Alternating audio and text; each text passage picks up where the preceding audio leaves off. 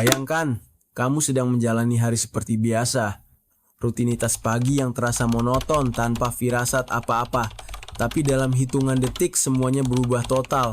Gimana rasanya kalau tiba-tiba bumi di bawah kakimu berguncang hebat, bangunan di sekitarmu runtuh, dan kamu terjebak sendirian di kegelapan?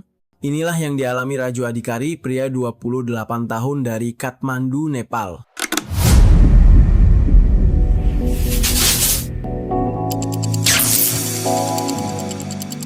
Pagi itu 25 April 2015, Raju pikir harinya akan berjalan seperti biasa. Tapi siapa sangka, dalam sekejap bumi berguncang hebat. Gempa berkekuatan 7,8 magnitudo mengguncang seluruh Nepal. Dengan gempa berkekuatan sebesar itu akan membuat tanah bergoyang tanpa henti, bangunan runtuh, dan teriakan panik orang-orang memenuhi udara. Sebelum Raju sempat memahami apa yang terjadi, langit-langit tokonya runtuh. Jujur saja, di momen seperti itu, otak kita mungkin gak akan sempat berpikir jernih. Hanya ada rasa panik, takut, dan keinginan untuk bertahan hidup. Raju terjebak di bawah reruntuhan, di ruang sempit yang pengap, hanya diterangi celah kecil dari atas. Situasi seperti ini benar-benar menguji mental. Dalam kondisi gelap, sempit, dan sulit bernapas, ketenangan jadi hal yang paling sulit dipertahankan. Raju mencoba berteriak minta tolong, tapi suaranya tenggelam dalam gemuruh bangunan yang terus runtuh di luar sana. Bisa dibayangkan betapa frustasinya ketika kita berusaha keras untuk didengar, tapi dunia di luar sana seolah nggak peduli. Lebih parah lagi, kakinya terjepit balok berat. Rasa sakit mulai merayap, tapi dia tetap mencoba bertahan. Di situasi seperti ini, siapapun pasti akan merasa putus asa. Tapi yang luar biasa dari Raju, dia tetap berusaha mencari cara untuk bertahan. Untungnya, tangan kanannya masih bebas. Dan secara ajaib, dia berhasil menemukan botol air kecil dengan bersusah payah menjangkau keadaan sekitar. Kelihatannya sepele. Tapi dalam kondisi seperti itu, seteguk air bisa jadi perbedaan antara hidup dan mati. Hari pertama penuh ketakutan, tapi masih ada sedikit harapan. Raju mendengar suara-suara samar di kejauhan, mungkin tim penyelamat. Tapi ketika tubuhmu mulai kehabisan tenaga, bahkan untuk berteriak pun jadi tantangan besar. Hari kedua, kondisinya semakin lemah. Tanpa makanan dan dengan air yang hampir habis, tubuh mulai menyerah. Di titik ini bukan cuma fisik yang diuji, tapi juga mental. Seberapa kuat kita bisa bertahan ketika tubuh mulai melemah.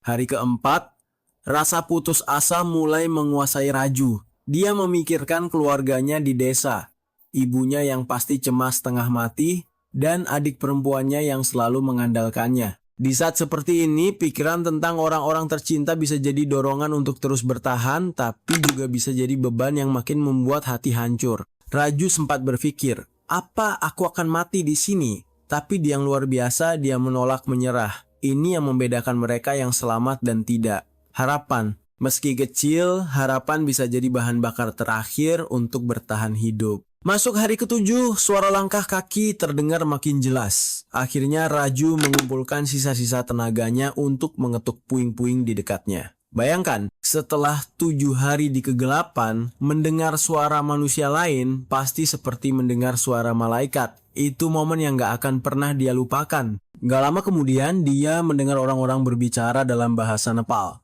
Saat itu dia tahu dia masih punya kesempatan untuk hidup. Tim penyelamat bekerja keras menggali reruntuhan. Tapi, proses penyelamatan seperti ini gak mudah. Dibutuhkan ketelitian dan kesabaran karena satu kesalahan kecil bisa berakibat fatal. Setelah berjam-jam, mereka akhirnya bisa menarik Raju keluar dari kegelapan itu. Kondisinya lemah, dehidrasi parah, tapi dia berhasil bertahan. Para dokter bilang kalau dia terjebak lebih lama, mungkin dia nggak akan selamat. Betapa tipisnya batas antara hidup dan mati dalam hidupnya di saat situasi seperti itu. Setelah beberapa waktu, Raju pulih secara fisik, tapi pengalaman itu mengubah hidupnya selamanya. Sekarang dia aktif dalam kampanye kesiapsiagaan bencana di Nepal. Apa yang dialami Raju bukan cuma soal bertahan hidup, tapi juga bagaimana dia memilih untuk menjadikan pengalaman pahitnya sebagai kekuatan untuk membantu orang lain. Dari seorang penyintas, dia berubah menjadi simbol ketahanan manusia. Kisah Raju mengingatkan kita bahwa bahkan di kegelapan paling pekat sekalipun harapan itu tetap bisa menyala. Raju membuktikan bahwa keajaiban bisa terjadi selama kita nggak menyerah pada keadaan. Dan dari kisah ini kita bisa belajar satu hal penting. Hidup selalu memberikan kesempatan kedua bagi mereka yang memilih untuk bertahan, meski dalam situasi yang paling sulit sekalipun.